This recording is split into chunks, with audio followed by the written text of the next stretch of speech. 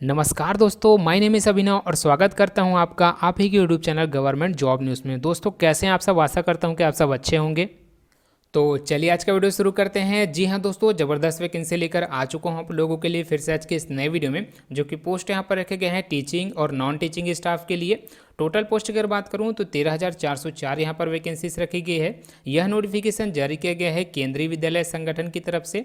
आज के इस वीडियो में इसके वैकेंसी डिटेल यानी कि महिला पुरुष के लिए कितने वैकेंसीज हैं, कैटेगरी वाइज भी हम बात करेंगे। इसके लिए उम्र यानी कि एज क्या मांगा गया है, सैलरी वेतन कितना रहने वाला है, चयन प्रक्रिया यानी कि सिलेक्शन प्रोसेस क्या रहने वाले हैं, सारा कुछ जानने वाले हैं आज के इस वीडियो में। तो वीडियो में शुरू से लेकर अंत तक बने रहिएगा। और हाँ दोस्तों, अगर आप इस यूट्यूब चैनल पर नए हो तो चैनल को जरूर सब्सक्राइब कर देना, जिससे हमारा यूट्यूब फैमिली ग्रो हो सके, बढ़ सके।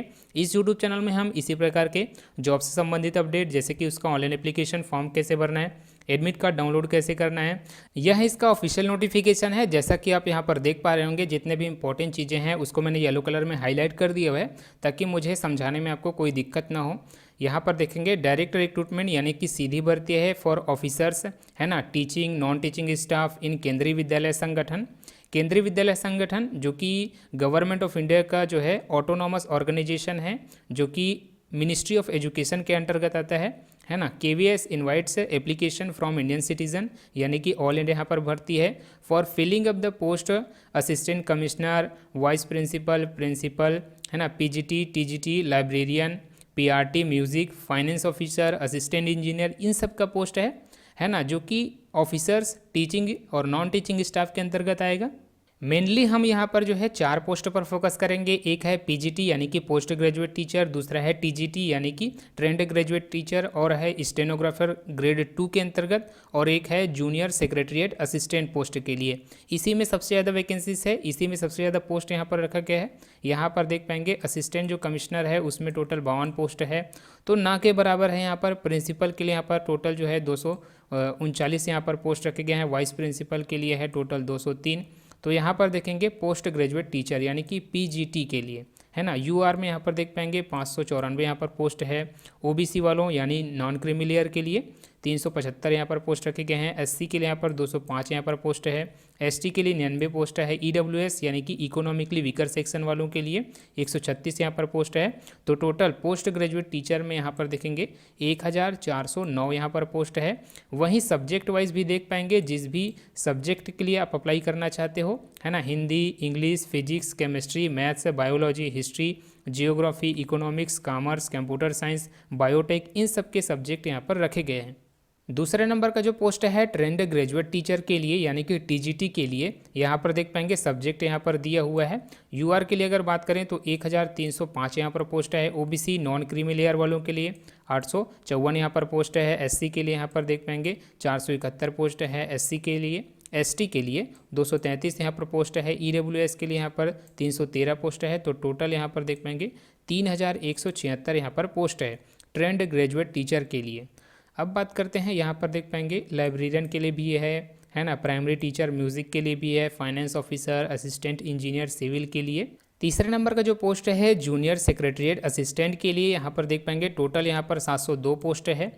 यूआर यानी कि जनरल अनरिजर्व जिसको बोलते हैं 286 यहाँ पर पोस्ट है। ओबीसी नॉन क्रीमी लेयर वालों के लिए यहाँ पर देख पाएंगे 289 यहाँ पर पोस्ट है ना। एससी के लिए 105 पोस्ट है। एसटी के लिए यहाँ पर 52 पोस्ट है। ईडब्ल्यूएस के लिए यहाँ पर 70 पोस्ट है। स्टेनोग्राफर ग्रेड 2 के लिए यहाँ पर देखेंगे टोटल यहाँ पर 54 पोस्ट है।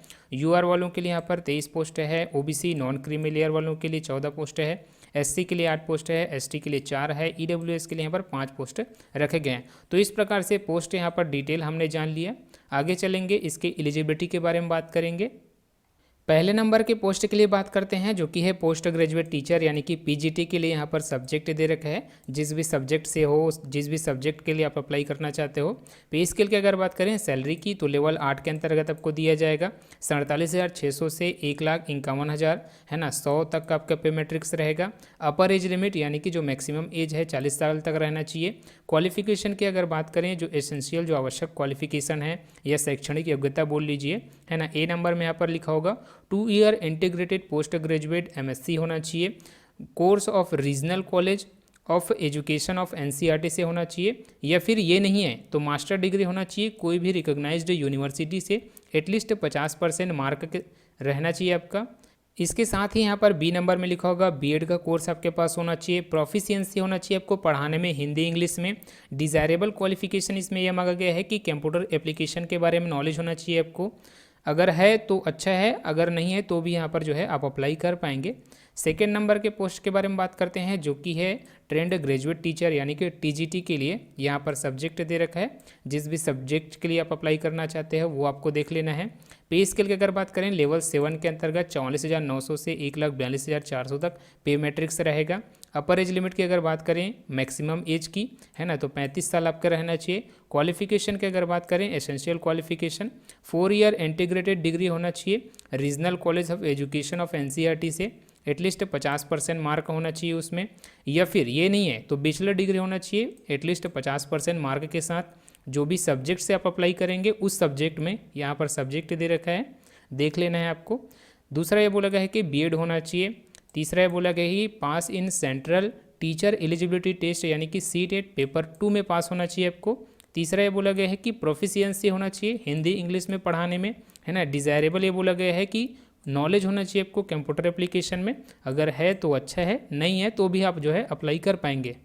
अब बात करते हैं तीसरे नंबर पोस्ट के क्वालिफिकेशन के बारे में, जो कि है स्टेनोग्राफर ग्रेड 2 के लिए। पे स्केल की अगर बात करें सैलरी की तो लेवल 4 के अंतर्गत आपको दिया जाएगा 25,500 से 81,100 रुपये तक का आपका पे मैट्रिक्स होगा। एज लिमिट की अगर बात करें तो मैक्सिमम जो है 27 साल आपकी एज होनी चाहिए। स्टेनोग्राफर ग्रेड 2 के लिए जो एसेंशियल जो आवश्यक क्वालिफिकेशन है, आवश्यक शैक्षणिक योग्यता जिसको बोलेंगे, यहाँ पर 12वीं पास होना चाहिए कोई भी रिकॉग्नाइज्ड यूनिवर्सिटी या फिर बोर्ड से। टेस्ट स्किल में यहाँ पर देख पाएंगे 80 वर्ड पर मिनट आपकी टाइपिंग स्पीड होनी चाहिए, 50 MTS इंग्लिश में और 60 MTS जो है हिंदी में होनी चाहिए। कंप्यूटर में यहाँ पर टेस्ट दिया जाएगा। चौथे नंबर का जो पोस्ट है जूनियर सेक्रेटरीट असिस्टेंट के लिए। पे स्केल जो यानी कि सैलरी के बारे में बात करते हैं लेवल 2 के अंतर्गत आपको दिया जाएगा 19,900 से 63,200 आपका पे मैट्रिक्स रहेगा। एज लिमिट की अगर बात करें तो मैक्सिमम जो एज है 27 साल तक रहनी चाहिए आपकी एज। एसेंशियल जो क्वालिफिकेशन है आवश्यक शैक्षणिक योग्यता वो यहाँ पर देख पाएंगे। फर्स्ट नंबर में लिखा होगा 12वीं पास होना चाहिए कोई भी रिकॉग्नाइज्ड यूनिवर्सिटी या फिर बोर्ड से। टाइपिंग स्पीड की अगर बात करें यहाँ पर लिखा होगा अ टाइपिंग स्पीड ऑफ 35 वर्ड पर मिनट इन इंग्लिश में 35 वर्ड पर मिनट और हिंदी में 30 वर्ड पर मिनट होनी चाहिए। और नॉलेज होना चाहिए आपको हिंदी में काम करने का, नॉलेज होना चाहिए आपको कंप्यूटर एप्लीकेशंस का। आगे बढ़ते हैं नोटिफिकेशन में, तो यहाँ पर लिखा होगा एज रिलैक्सेशन यानी कि उम्र में यहाँ पर छूट दिया गया है। जो मैक्सिमम एज मैंने आपको बताया है ना, उसमें यहाँ पर छूट दिया गया है कैटेगरी वाइज। अगर आप ST SC से हैं तो 5 साल का यहाँ पर छूट दिया गया है। अदर बैकवर्ड क्लास यानी कि OBC से हैं तो यहाँ पर 3 साल का छूट दिया गया है। अगर आप वुमेन हैं महिला वर्ग से हैं और ऑल कैटेगरी के लिए 10 साल का यहाँ पर छूट दिया गया है। KVS के जो पहले के एम्प्लॉई हैं उनके लिए यहाँ पर नो एज बार रखा गया है। आगे चलेंगे नोटिफिकेशन में, तो यहाँ पर देखेंगे यहाँ पर मोड ऑफ सिलेक्शन तो रिटन एग्जामिनेशन के बेस में होगा। उसके बाद जो है क्लास डेमो होगा, इंटरव्यू होगा और स्किल टेस्ट, इसको जो है एक साथ रखा जाएगा। आगे चलते हैं नोटिफिकेशन में, तो यहाँ पर 7वां नंबर में लिखा होगा हाउ टू अप्लाई। तो अप्लाई कैसे करना है इस पर हम जल्द ही वीडियो बनाएंगे, आप कमेंट जरूर कीजिएगा। या फिर यहाँ पर देख पाएंगे वेबसाइट का नाम दिया होगा kvsangathan.nic.in, उस पर जो है आप जाकर अप्लाई कर पाएंगे। आगे चलते हैं तो यहाँ पर एप्लीकेशन फ़ीस के बारे में बात कर लेते हैं, है ना। तो यहाँ पर लिखा होगा द कैंडिडेट हैव टू पे एग्जामिनेशन फ़ी ऑनलाइन। यहाँ पर PGT यहाँ पर 1500 यहाँ पर फीस रखा गया है, TGT के लिए भी 1500 रखा गया है। स्टेनोग्राफर ग्रेड 2 के लिए यहाँ पर 1200 फीस रखा गया है। जूनियर सेक्रेटरीट असिस्टेंट के लिए यहाँ पर 1200 फीस रखा गया है। आगे चलेंगे तो यहाँ पर इंपॉर्टेंट डेट्स दे रखा है ना। यहाँ पर देख पाएंगे कमिटमेंट ऑफ ऑनलाइन एप्लीकेशन, तो ऑनलाइन एप्लीकेशन भरना स्टार्ट हो चुका है 5/12 यानी कि 5 दिसंबर 2022 से भरना स्टार्ट हो चुका है। लास्ट डेट की अगर बात करें ऑनलाइन एप्लीकेशन फॉर्म भरने का वो है 26/12 यानी कि 26 दिसंबर 2022। जो रिटन टेस्ट का डेट है वो यहाँ पर नोटिफाई किया जाएगा KVS के वेबसाइट में। अगर आप इस यूट्यूब चैनल को सब्सक्राइब करते हो तो वहाँ पर आपको जाने की ज़रूरत नहीं है, इस यूट्यूब चैनल के माध्यम से आपको हम नोटिफाई करेंगे। तो नोटिफिकेशन में बस इतना ही है, जितने भी इंपॉर्टेंट चीज़ें हैं उसको मैंने कवर किया हुआ है। इंपॉर्टेंट डेट्स मैंने आपको बता दिए हैं, सिलेक्शन किस प्रकार होगा उसके बारे में मैंने बताया है, वैकेंसीज कितने रखे गए हैं महिला पुरुष के लिए, तो सारा कुछ मैंने डिस्कस किया हुआ है। आज के लिए बस इतना ही, आशा करता हूँ कि मेरा यह प्रयास आपको अच्छा लगा होगा। वैकेंसी संबंधित जो भी डाउट रहेंगे आप कमेंट करिए, हम उसका आंसर जरूर करेंगे। Thank you for watching this video.